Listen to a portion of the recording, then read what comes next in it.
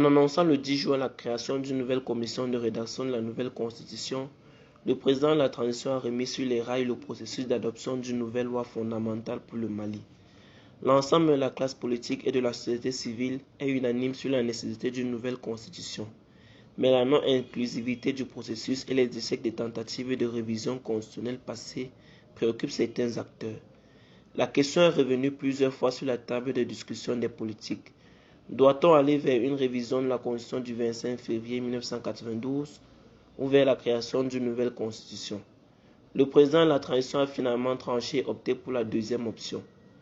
Il est créé auprès du président de la transition une commission de rédaction chargée d'élaborer un avant-projet de la loi portant Constitution de la République du Mali dans le cadre de la refondation de l'État, dispose le décret présidentiel numéro 2022-0342/PTRM du 10 juin 2022.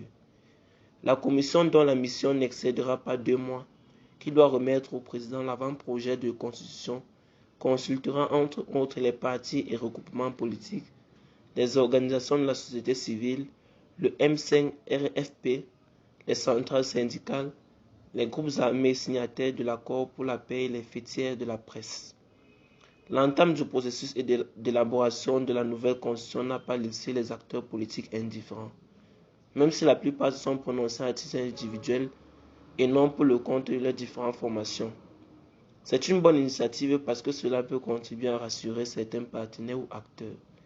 La transition est en train de s'orienter vers ce qu'elle aurait pu entamer il y a longtemps, c'est-à-dire donner des gages de sa volonté de sortir de cette période exceptionnelle.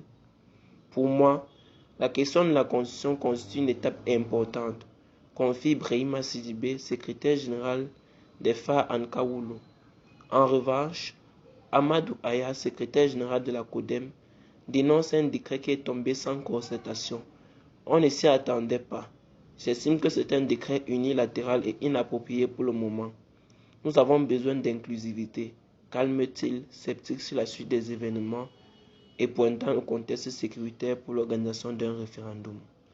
Si ce collaborateur de l'ancien ministre Ousseini Amion Guindo se dit surpris de la décision du président de la transition, le porte-parole du parti Yelema, Amidou Doumbia, s'y attendait, parce que, rappelle-t-il, tous les grands forums qui ont été organisés ces dernières années dans notre pays ont opté pour la rédaction d'une nouvelle constitution.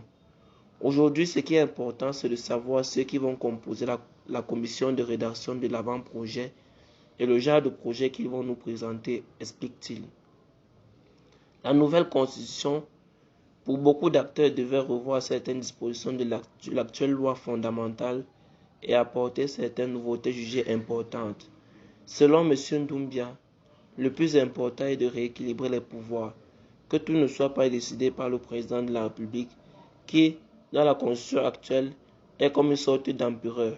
Il insiste en outre sur l'instauration d'un débat démocratique entre les candidats au deuxième tour de l'élection présidentielle et également sur la création de la Cour des comptes. On n'a pas besoin de faire du copier-coller. Il faut adapter les institutions aux réalités maliennes. Que ce soit des réalités sociales ou culturelles, il faut que notre constitution reflète l'âme même de la nation malienne, souligne pour sa part Brahima Sidibé, selon lequel il faudra absolument faire taire les tiraillements politico-politiciens pour que tout le monde s'engage à accompagner le processus vers sa réussite.